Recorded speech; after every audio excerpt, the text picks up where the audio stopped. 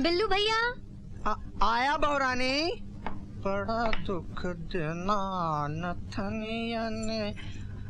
बोलिए। आप टेबल पर खाना लगा दीजिए, मैं हाथ मुंह धोकर आती हूँ। अच्छा।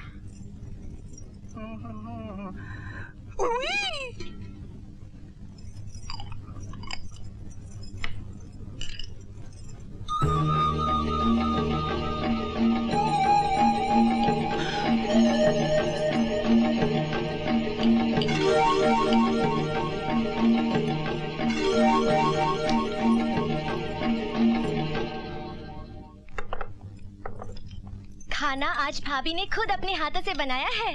लो बेटा, ये लीजिए। अरे भैया को भी दो ना सब्जी। ये ले बेटा।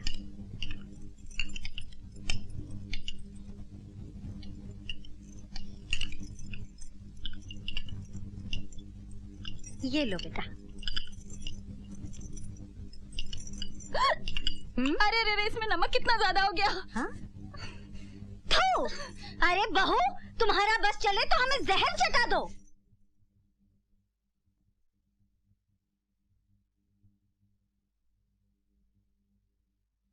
माँ जी, नमक कुछ ज्यादा हो गया क्या? कुछ नहीं, बहुत ज्यादा हो गया।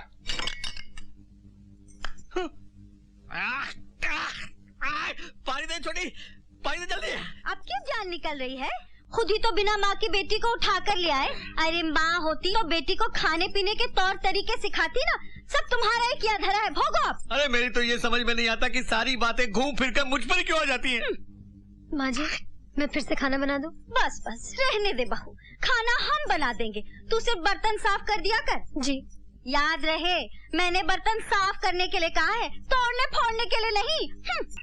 बेचारे के हाथन की मेहंदी तक नहीं छूटी है और इतना ढेर सारा काम।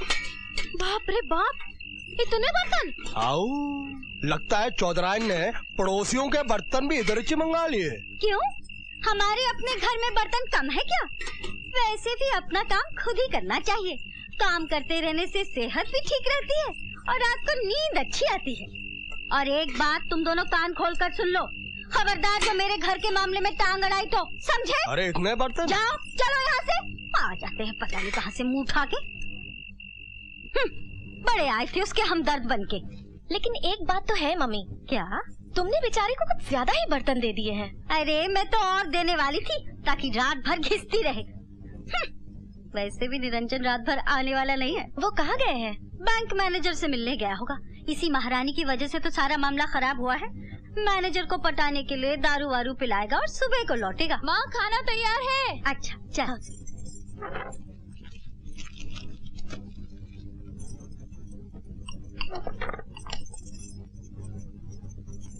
माँ, उसे मत खाना, वो कल का है और बिल्ली ने भी उसे झूठा कर दिया है। हाँ? अरे तो क्या इसे फेंकेगी? इन्हें बुरा लग रहा है ना, तो डाल दे इनकी थाली में। घूम फिर कर सारी बातें मुझ पर ही क्यों आ जाती है? अरे मेरे कहने का मतलब ये था, इसे बहू तो खा सकती है कि नहीं? हाँ हाँ, वो क्यों नहीं खा सकती? वो तो है ही जूठन खाने लायक। हाँ, उसके लिए रख दे। बिल्ली का जूठा खाएगी तो बिल्ली की तरह बेवफा हो जाएगी, तब ये घर भी जल्दी से छोड़ देगी।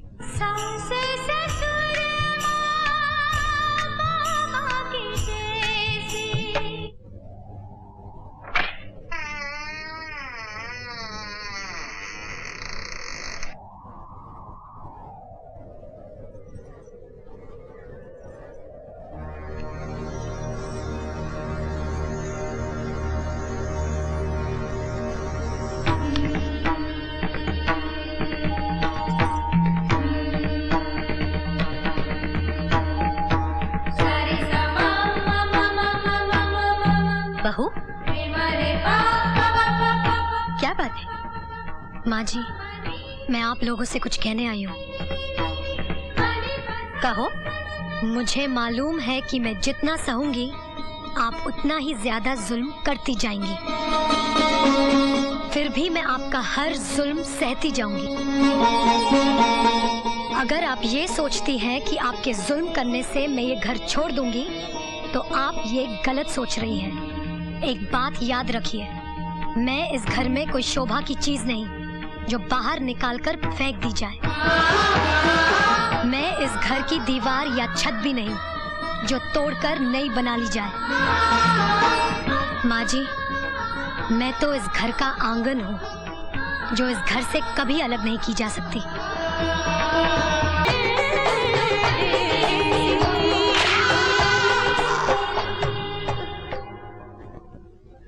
नहीं, मैंने खून नहीं किया। जब मैं अंदर गया तो उसका खून हो चुका था। ये सच है कि मैं मीना भाई के कोठे पे गया था। ये गलती मैंने जरूर की, लेकिन मेरा यकीन मानो, मैंने उसका खून नहीं किया। नहीं किया मैंने उसका खून। मेरे खिलाफ साजिश की गई है।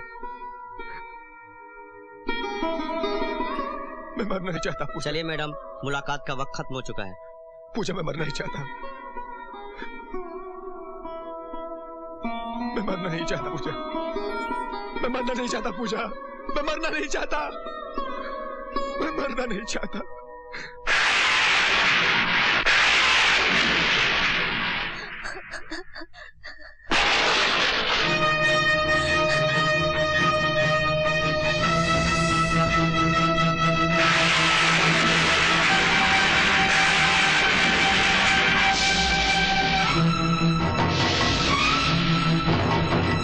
मैं चाहूं तो आपके बेटे को फांसी के फंदे से बचा सकता हूं।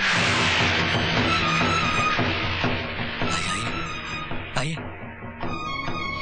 आइए आइए आइए। आप वकील हैं? जी नहीं। जज हैं? नहीं।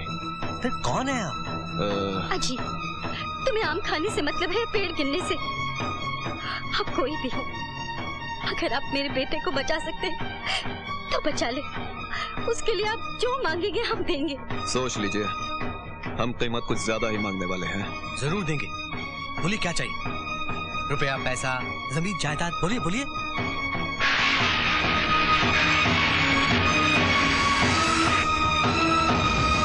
मुझे एक रात के लिए आपकी बहू चाहिए। क्या? एक बूढ़े बाप के लिए जवान बेटे की लाश से भारी और कोई चीज नहीं होती। अपने इन हाथों की ताकत को संभाल कर रखिए, वरना अपने बेटे की लाश कैसे उठा पाएंगे? अब तो इन कांधों पर शॉल भी नहीं रख पाते, फिर बेटे की अर्थी कैसे रख पाएंगे? वैसे फांसी से ज्यादा तकलीफ नहीं होती, सिर्फ गर्दन जरा सी लंबी हो जाती है और जबान थोड़ी सी बाहर आ जाती है। लेकिन घबराने की कोई बात नहीं है चौधरी साहब, आपको ज्यादा परेशानी नहीं होगी, क्योंकि कफन और लकड़ियां तो आप खुद बेचते हैं। अगर आप अपने बेटे की जिंदगी बचाना चाहते हैं तो ये रहा मेरा पता।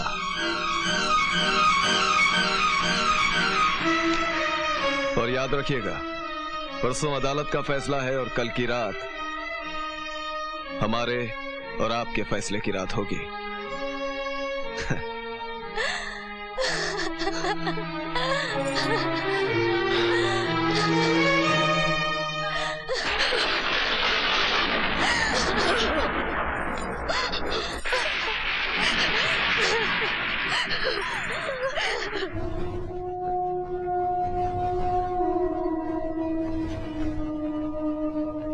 हे माँ, मेरे बेटे को बचा ले। वही तो मेरे कुल का दीपक है, हमारे बुढ़ापे का सहारा। वो नहीं रहा तो क्या रह जाएगा हमारे पास? माँ, हमें इतनी बड़ी सजा मत दे।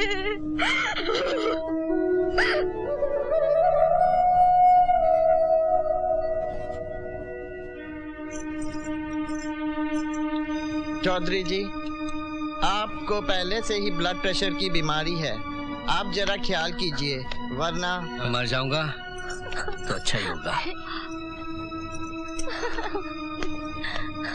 मुझसे भी निरंजन की लाश देखी नहीं जाएगी, उससे पहले मैं जहर खा लूंगी। हे माँ, अब तू ही मेरे बेटे को बचा सकती है, तू ही मेरे बेटे को बचा सकती है माँ। पूजा, अगर तुम अपने पति की जान बचाना चाहती हो तो एक ही रास्ता है, तुम अपनी इज्जत की बलि चढ़ा दो। तुम्हारे नहीं कहने से कुछ नहीं बदलने वाला। सोच लो, तुम्हें अपनी इज्जत चाहिए या अपने पति की जान? इज्जत एक बार चली गई तो वापस नहीं मिलती, तो फिर अपनी इज्जत संभाल के रख, मर जाने दे अपने पति को।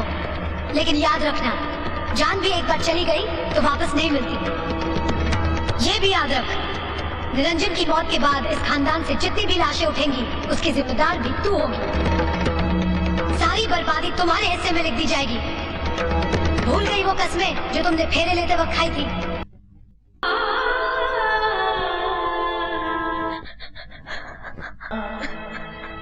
मेहंदी जैसा हाल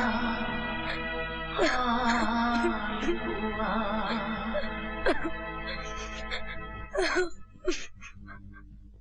शदीद गवाह और पाए गए सबूतों की रोशनी में ये साबित हो चुका है कि निरंजन चौधरी बेगुनाह है। लिहाजा अदालत उन्हें बाइज्जत रिहा करती है और सितारा पर जोहरा बाई के खून का मुकदमा चलाने का हुक्म देती है।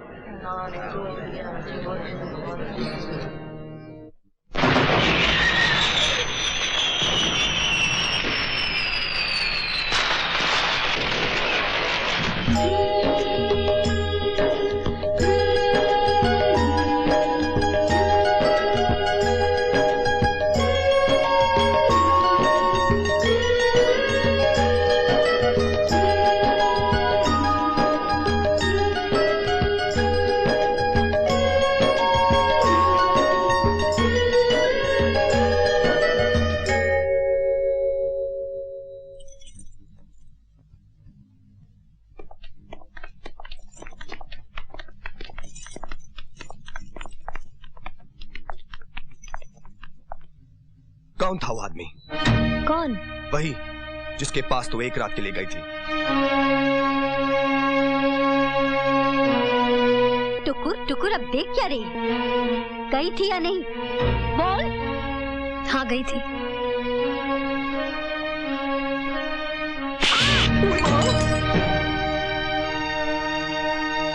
ये बोलते वक्त तुझे जरा भी शर्म नहीं आई? इसे शर्म क्या आएगी?